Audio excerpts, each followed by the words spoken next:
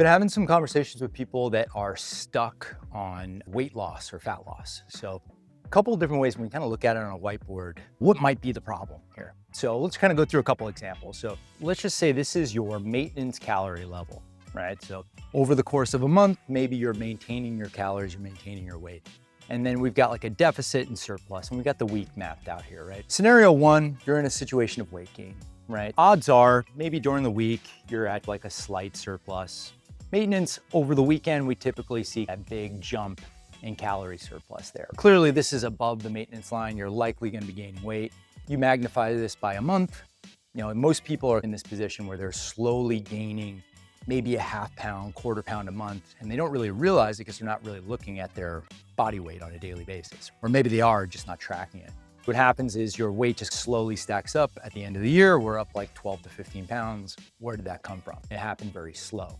Scenario two is maybe you're feeling stuck. You feel like I'm constantly dieting, I'm in and out, eating salads during the week. Why am I not losing weight? Let's look at that. So maybe you're creating a deficit, maybe 200 to 300 calorie deficit during the week. And then what happens on the weekends is people treat themselves 1 meal out, 2 meals out, sometimes 3. And usually it starts on Friday. Let's just say we got through Friday and we usually see this huge surplus over the weekend, right? Before we get back on track.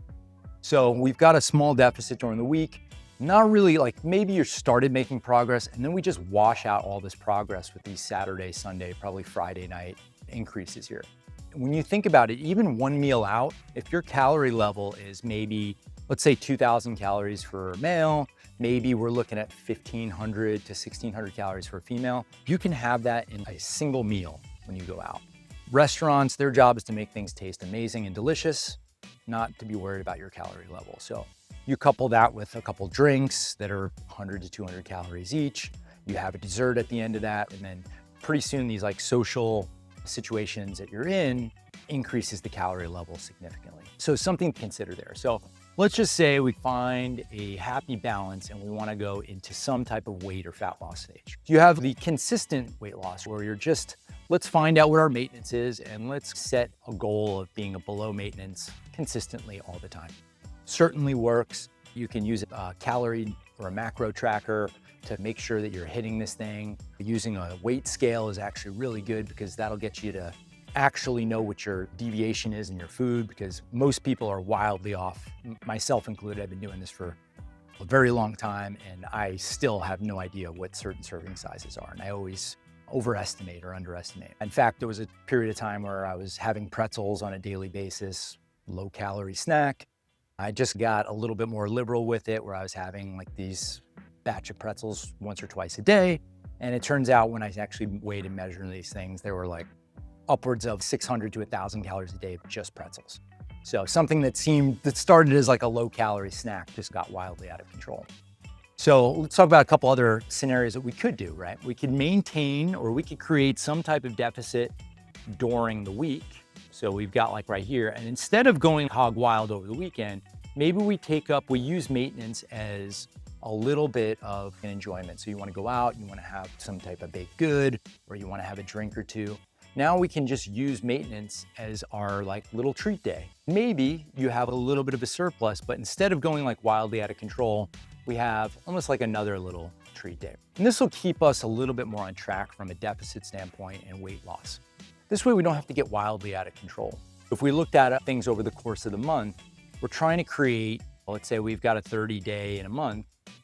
We want to create maybe 20 to 25 deficit days a month. And then maybe we have 5 to 10 maintenance days, right? Where we get a little bit of, let's say we're in a deficit of 300 to 500 calories. You get 300 to 500 calories back in your life to enjoy. And we didn't really lose a bunch of progress, right? And then we kind of budget for the fact that we're going to have some surplus days, like maybe 1 to 5 a month of we're going to be in this surplus phase, right? But we want to cap it at a certain level versus just eating unrestricted and gaining back all of the calories or the deficit we created during the week. Another way to do this, we want to be able to enjoy ourselves on the weekend, perhaps. We can do a deeper deficit during the week and then we have a little larger surplus on the weekend. So it all ends up balancing out. There's a lot of ways we can slice and dice this. A way that I've I heard someone do things recently where they're alternating like almost like a fast or a low calorie day where they're really low on one day, and then they try to bring themselves back up to maintenance on the next. So it's almost more of like this bouncing thing where we're super low, we go back into maintenance or maybe just below it, something like that. And then we just live below this line. Because sometimes that all or nothing, like it's easier for you to just be like, oh, I'm just not gonna eat for the day, or I'm gonna reduce it really low. I can really focus for this one day. And then tomorrow you could just eat at a more manageable pace, just eat to something that seems more reasonable for you. So a lot of ways we can slice and dice it. The point is, whenever we're trying to create some type of fat loss phase, we want to create a caloric deficit. And really, if you start like weighing and measuring, or we start tracking this stuff, you'll see that a lot of times this weekend is a problem, or you're just underestimating or overestimating the calories that you're consuming in a week. So hopefully this helps and then reframes your thinking a little bit around calories, macros, and that kind of thing. We can dive deeper into later videos from there, but we'll see you in the gym during the week.